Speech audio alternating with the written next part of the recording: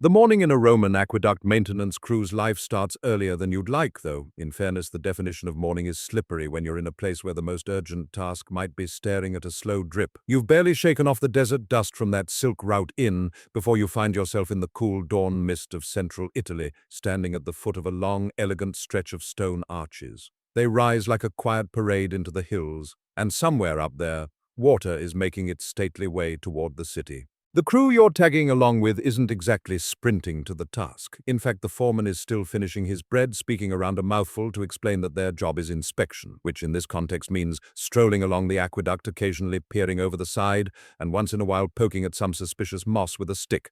Historians still argue whether crews like this were full-time specialists or just civic workers rotated into the job, but either way, they seem united in their shared preference for a slow pace. As you climb the narrow stairs to the top channel, the sound of water greets you, a low, steady murmur that's almost hypnotic. The mainstream fact here is that Roman aqueducts could deliver millions of gallons of fresh water a day using nothing but gravity and clever engineering. The quirky tidbit, some sections had little water doors that could be opened to let locals scoop a bucketful directly from the flow, sort of an ancient drive-through beverage service. The stones under your sandals are warm already from the rising sun. You follow the crew as they wander along the length of the channel, one man leaning on his broom more than using it. Occasionally someone mutters about a small leak, which is then debated for a solid 20 minutes. Should it be patched now? Or later will it get worse? Or mysteriously fix itself? It's the sort of discussion where no decision is the safest decision. Down below, the surrounding fields shimmer in the early light. Farmers are out tending to grapevines, their voices carrying faintly upward. A pair of goats, unimpressed with Roman infrastructure, try to chew on the lower support stones. Someone in the crew tells a joke about a goat blocking an aqueduct once, which takes a detour into a heated disagreement about whether goats can swim.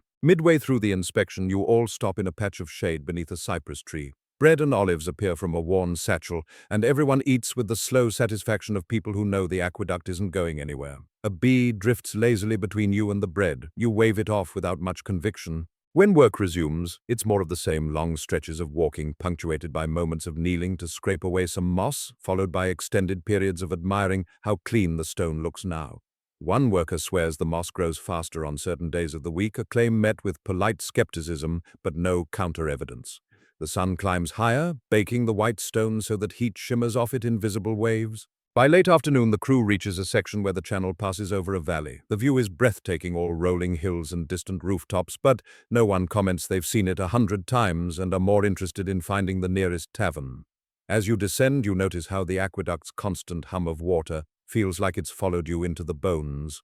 The day ends with a simple check-in at a small tool shed. A clerk scratches your names onto a wax tablet, yawns, and waves everyone off. You walk back through the streets of the city, past fountains fed by the very water you tended to today, each one burbling with a rhythm that matches your slow steps. And as the warm Roman evening folds around you, you realize nothing about this job is urgent. And that's exactly the point. The Ottoman coffee house you wander into today isn't the bustling marketplace of ideas some romantic paintings like to show. It's more of a politely murmuring cloud of steam and coffee aroma tucked into a narrow side street of 17th century Istanbul. The wooden sign above the doorway swings lazily, its paint faded, as though it too has overheard the same conversation one too many times. Inside, the air is warm and fragrant with cardamom. The owner, a man with a moustache so perfectly symmetrical it could be used to measure cups, nods you toward a low-cushioned bench. You sink into it, feeling your knees fold at odd angles, and a small brass tray appears with a demitasse of thick, dark coffee.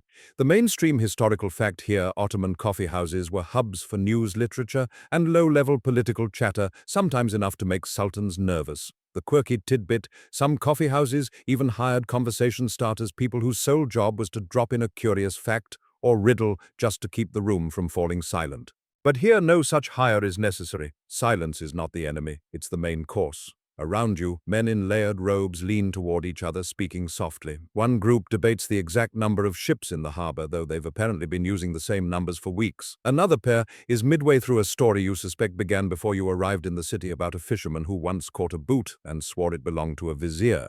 Historians still argue whether such tales were deliberate satire or simply the result of endless embellishment over coffee refills. You take a slow sip. The coffee is strong enough to wake an insomniac statue, yet somehow soothing.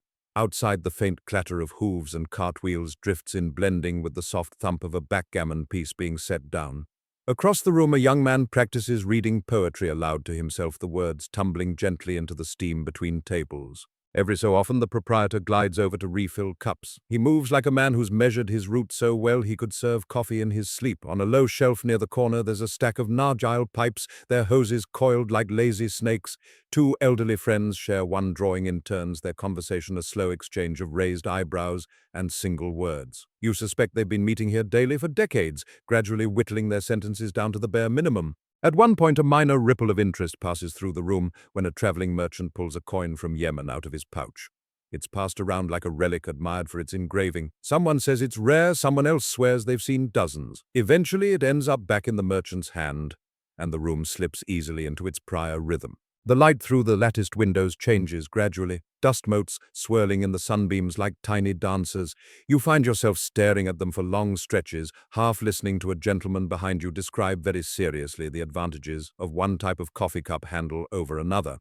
The debate becomes animated for about 30 seconds, then collapses under the weight of shared yawns. By the time evening shadows deepen, your cup has been refilled more times than you can count. Outside, the street has cooled, and the faint smell of grilled meat wafts in from a nearby stall. But in here it's timeless, just steam, murmured words, and the occasional clink of porcelain. As you stand to leave, the proprietor thanks you with a smile that says you're welcome back, though he knows you'll be hearing the same stories if you do. And stepping into the twilight, you